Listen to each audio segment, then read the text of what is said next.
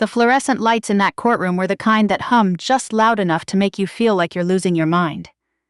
I remember staring at them when Martin, looked straight at the judge and said the words I never thought I'd hear from the man I'd spent 19 years building a life with.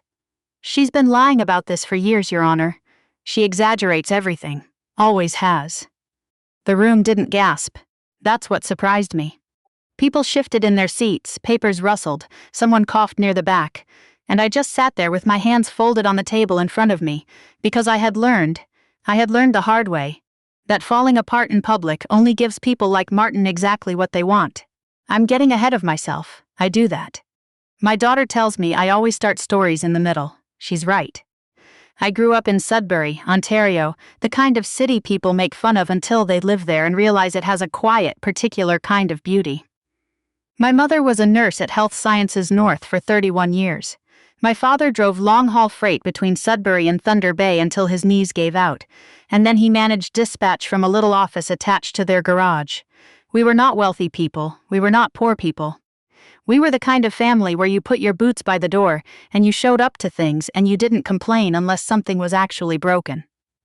I became a registered nurse at 23. I worked a decade at Health Sciences North just like my mother, and then I moved to Ottawa with a man I thought I understood and took a position at the Ottawa hospital. I was good at my job. I was precise and patient, and I didn't panic. Those are things people notice in a hospital, and they noticed them in me. His name was Martin. I met him at a friend's birthday dinner in 2003. Her name was Trudy, and she'd seated us next to each other on purpose, which she admitted to me later with absolutely zero apology. Martin was an engineer, civil infrastructure, the kind of work that is not glamorous, but matters enormously. He fixed bridges, literally. He found things that were failing and he made them stable again. I thought that said something about him. I married him in 2005. We had our daughter Cecily in 2007. We bought a semi-detached in Westboro, and then a proper house in Canada when Cecily started school. We had a dog named Fred who destroyed 2 couches and 1 pair of my good boots before we accepted that he was simply going to be that kind of dog. We had a neighbor, Phil, who brought us tomatoes every August without fail. We had a life. I am telling you this so you understand what I thought I had. Because the thing about losing something, about having it taken from you in the particular way Martin took things from me, is that it matters what it looked like before. It matters that it looked like this. The first sign I didn't recognize as a sign came in the spring of 2019. I was working a long stretch of shifts, the kind where you come home and you eat standing at the counter, because sitting down feels like a commitment you can't afford. I started getting headaches. Not the ordinary kind. These sat behind my right eye and radiated down into my jaw, and they made it hard to focus on anything fine-detailed. I mentioned it to my GP, Dr. Harmon, and she ordered blood work and told me to monitor my sleep. The blood work came back normal. The headaches did not go away. By summer I was dropping things, small things, nothing dramatic.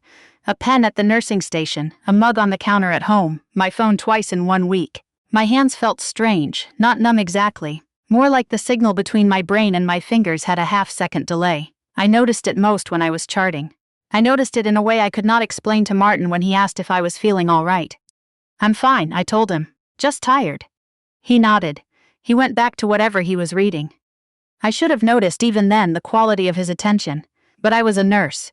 I was trained to focus outward, to assess other people. Assessing myself was something I was genuinely not good at. By autumn I had a referral to a neurologist. By December I had a diagnosis of relapsing remitting multiple sclerosis. I sat in Dr. Harmon's office and listened to her explain this to me in the careful, measured way that good doctors deliver difficult news, giving you the information in pieces, watching your face, making sure you're actually absorbing what's being said. I absorbed it. I was a nurse. I knew what MS was. I knew what the range of outcomes looked like. I understood the word relapsing and the word remitting and everything that sat between them. I drove myself home. I sat in our driveway for about 20 minutes. Then I went inside and told Martin. He said, "Are they sure?" I said, "Yes." He said, "We should get a second opinion." We did. The second opinion confirmed the first. Martin said very little after that. He squeezed my hand once in the car on the way home from that appointment, and I held on to that, squeezed the way you hold on to things when you're not sure what else is available to hold. The changes were slow at first, the way that kind of slow damage usually is. Martin started handling the finances. This began reasonably enough. I was managing a medication schedule and monitoring my symptoms and working modified hours, and there was a logic to him taking over the bills and the accounts. I didn't fight it. I was tired in a way I couldn't always articulate, and it felt like one less thing. He opened a joint account for household expenses and kept our individual accounts as they were, or so I believed. He started making suggestions about things, that maybe I should consider early retirement, that the stress of nursing was probably not helping my condition, that we should look at what long-term disability might cover. None of these suggestions were unreasonable on their face. That's the thing about the way Martin operated. Nothing was unreasonable on its face. His mother, Renata, she lived in Barhaven, 20 minutes south of us, started coming by more often. She was a woman who filled whatever room she was in, not by being loud, but by making her presence felt in every corner of it. She had opinions about Cecily's school choices. She had opinions about the way I loaded the dishwasher. She walked into our kitchen one Saturday morning while I was still in my robe and said, "Oh good, you're up." Martin and I were just talking about what to do with the backyard. I stood there holding my coffee. She looked at me with an expression I can only describe as patient concern, the kind you direct at someone who is not quite managing on their own. "We thought maybe a patio," she said. "Martin said you've been struggling to keep up with the gardening." I had never once complained about the gardening. I loved the garden. The garden was entirely mine. But I said nothing. This is the part I returned to in the long night since. I said nothing. I had learned slowly, and without realizing I was learning it, that saying nothing was easier than the alternative. Martin would smooth things over with his mother if I waited. Or he would side with her quietly and without making it a confrontation, and I would end up feeling like I had misunderstood something fundamental about my own life. I told my friend Anita about it, once, over lunch. She was a physiotherapist I'd known since our early nursing school days. One of those friendships you keep because the person in it knows who you were before you became who you are now. She put down her fork and looked at me. "Sylvia," she said, "I need you to actually hear what you just told me."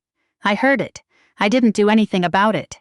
In 2021, Martin suggested we see a financial advisor together to review our retirement planning. I thought this was a reasonable idea. I agreed.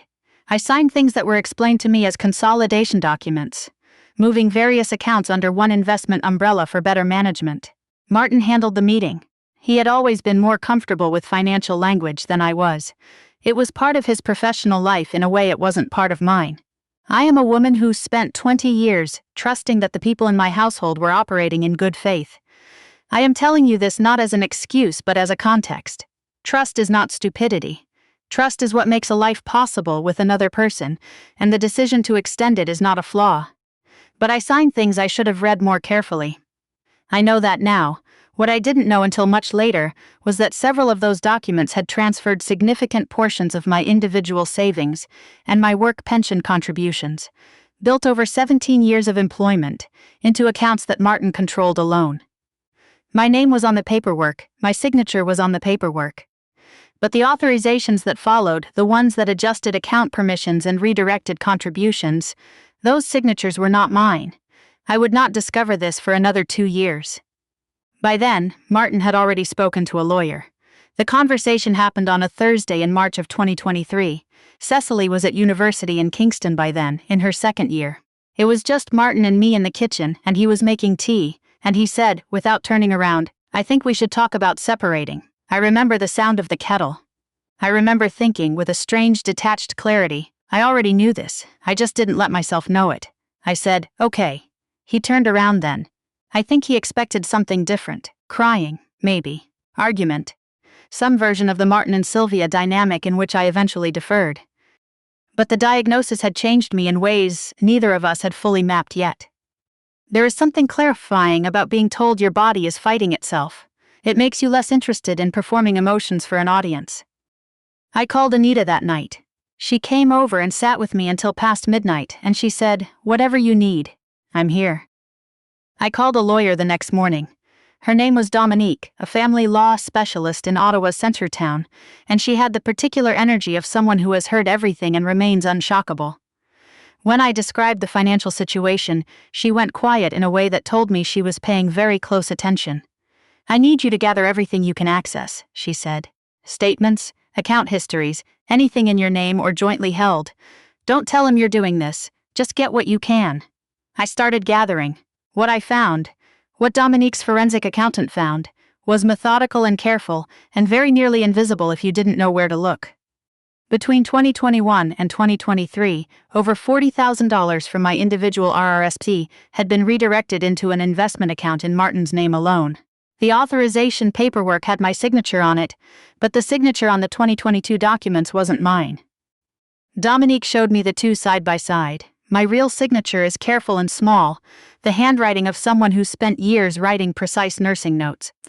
The forged signature was slightly larger, slightly more fluid. Someone who'd practiced but couldn't quite replicate the restraint in mine. There were also contributions to my defined benefit pension, the portion that represented my personal top-ups over the years, that had been redirected through a rollover I had no memory of authorizing. I sat in Dominique's office and looked at these documents and felt something settle in my chest. Not relief exactly. More like the strange, cold feeling of having suspected something was wrong for years and now having it laid out in front of you in black and white, undeniable. It is not satisfaction. It is nothing like satisfaction. It is just the weight of knowing. This isn't a civil matter, Dominique said quietly. What's on these documents is fraud. I nodded. He forged your signature, Sylvia. Multiple times. That's a criminal offense in Canada under the criminal code. I know, I said. Do you want to pursue that separately from the divorce proceedings or together? I thought about Martin making tea with his back to me.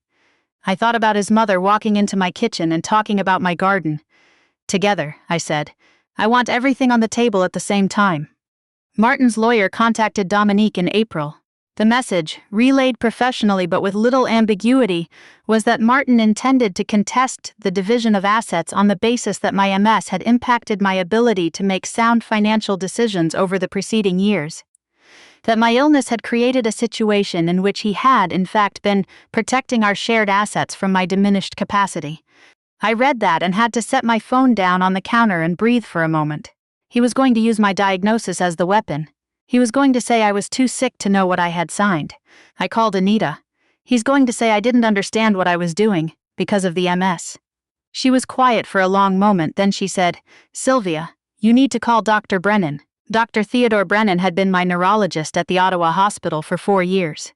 He was the kind of doctor who did not waste words, but chose the ones he used with precision. He had tracked my condition through 2 relapses and 1 significant period of remission. He had reviewed my MRI imaging, adjusted my medication, and observed my cognitive function with the same careful attention he gave to everything. When I called his office and explained what was happening, his assistant asked me to hold. Dr. Brennan came on the line himself within 5 minutes. Tell me exactly what they're claiming, he said. I told him. He said, that's not consistent with your presentation. Not remotely. I have 4 years of documented assessments. Your cognitive function has remained within normal ranges throughout your treatment. If they want to make that argument in court, they're going to need to make it in front of me. That was the moment something shifted in me. Not the anger. The anger had been there for weeks, building steadily under everything I was doing. This was different. This was the feeling of not being alone in the room anymore. The preliminary hearing was in October. Martin was there with his lawyer, a man named Kevin who had the practiced ease of someone used to courtrooms. Renata was in the gallery. I had not expected that. I felt her presence behind me the way you feel a cold draft, not dramatic, just persistent. Martin's lawyer made their argument. Martin's MS claim was framed carefully. Not that I was incompetent, but that my illness had created periods of cognitive and emotional instability that had influenced my financial decisions, and that Martin had been managing our finances in my interest during those periods. It was sophisticated. It was also entirely a lie. Dominique presented the forensic accounting. She laid out the signature discrepancies with the help of a handwriting analyst. She presented the account transfer timelines. She presented the fact that the redirections had occurred during a period in which I had been working modified hours, but had not been on any form of leave, had not had any documented cognitive impairment, and had continued to hold an active nursing registration with the College of Nurses of Ontario, which requires, among other things, demonstrated professional competency. Then she said, "We'd also like to call Dr. Theodore Brennan." Martin's lawyer objected. The witness hadn't been on the preliminary list. Dominique had filed the notice correctly. The judge allowed it. Dr. Brennan walked to the front of the room with the unhurried certainty of someone who has spent decades delivering information that matters and knows the difference between rushing and being precise. He was 62, gray-haired, wearing a jacket over a collared shirt. He looked like someone's trusted uncle and carried himself like someone who had testified in court before and found it considerably less intimidating than a difficult diagnosis. He stated his qualifications. He described my case. Not the intimate details of my illness, but the relevant clinical picture. He confirmed that my diagnosis was relapsing remitting MS. He confirmed that my cognitive assessments over 4 years showed no significant impairment. He confirmed that the claim that my MS had created a condition of financial vulnerability or diminished understanding was, in his professional opinion, not supported by any clinical evidence he had observed. Martin's lawyer tried to suggest that symptom presentation can vary, that there might be periods not captured in formal assessment. Dr. Brennan looked at him with the patient expression of a man who has heard a lot of non-clinicians speculate about clinical matters. Possible variability is not the same as probable impairment, he said. The claim being made requires evidence. I have 4 years of evidence. It doesn't support the claim. The courtroom was quiet after that. I mean genuinely quiet. Not the restless, shuffling quiet of people waiting. The quiet of a room in which something has just been settled. I don't remember the exact moment my legs stopped working properly. That's the honest answer. I remember the judge had called a brief recess, and I had stood up, and then the floor felt wrong. Not like I was falling exactly, more like the floor had become unreliable in some fundamental way. I sat back down very suddenly in the chair. The woman at the legal aid table beside Dominique, a young articling student named Bree, said, "Mrs. Harwick, are you all right?" I wasn't particularly. The stress of the day had caught up to my nervous system in the way that stress sometimes does with MS. Not a relapse, but a temporary worsening of symptoms that my neurologist calls a pseudo-exacerbation. My right leg was almost completely unresponsive. The headache behind my eye was back. Dr. Brennan was still in the room. He'd been gathering his things near the front, and he looked up when Bree spoke. He was at my side before I had fully registered that he was moving. "I'm all right," I said. "Nursing habit." "You're not quite," he said, in exactly the tone he used in his office. Calm and matter-of-fact and not unkind. "Can you tell me what you're feeling?" I told him. He crouched beside my chair and did a quick assessment, the kind that takes 30 seconds but covers what matters. Then he looked up at the clerk near the judge's door. "We need to let the judge know there's a medical situation," he said. "She'll want to know before she comes back in." The clerk knocked on the chamber door. The judge came back into the room. She was a woman in her late 50s named the Honorable Justice Calloway, and she had the composure of someone who had presided over things considerably more dramatic than this and remained unrattled. She looked at me. She looked at Dr. Brennan. "Is she stable?" she asked him directly. "She is. She needs rest and monitoring. We should conclude for today." Justice Calloway nodded. She looked at Martin's side of the room for a moment, just a moment, and then back at the front. "We'll reconvene Thursday," she said. "I want both counsel in my office in 20 minutes. Martin was standing behind his lawyer. I didn't look at him for long, but I saw Renata in the gallery, and the expression on her face was not concern, it was calculation. She was doing the math on what had just happened, trying to figure out how to account for it. I thought, "I see you. I have always seen you. I just didn't say it." Anita drove me home. She made soup, real soup, the kind that takes 40 minutes, not the kind from a can, and she sat at my kitchen table while I sat on the couch with my leg elevated and Fred, our old dog, pressed against my side the way he had always pressed against me when something was wrong. I called Cecily that evening. She'd known the broad outlines of what was happening. I had tried to protect her from the details without pretending everything was fine, which is a difficult balance when your daughter is 21 and considerably more perceptive than you'd like. She listened. She said, "Mom, I'm coming home this weekend." I said, "You don't have to." She said, "Mom, she came home on Saturday. I want to tell you about Thursday, because it is the thing I have turned over in my mind more than anything else from those months." Justice Calloway had spoken to both lawyers. Martin's lawyer had modified their position significantly. The cognitive impairment argument had been withdrawn, quietly and without fanfare, in the way that arguments get withdrawn when the person making them knows they cannot support them. What remained was a straightforward, if contentious, asset division proceeding, and a separate criminal referral that Dominique had filed regarding the forged signatures. Martin came in that Thursday and sat at his table and looked, for the first time since I had known him, like a man who understood the size of the thing he had done. I don't say this with satisfaction. I want to be honest about that. There is something sad about watching a person you loved become visible to you in a way that makes you realize how long you were not seeing them clearly. Sadness and relief can live in the same moment. They don't cancel each other out. The criminal matter proceeded separately, as Dominique had advised it would. The forged signatures were referred to the Ottawa Police Service Financial Crimes Unit. Martin eventually pleaded guilty to 2 counts of fraud under the Criminal Code of Canada.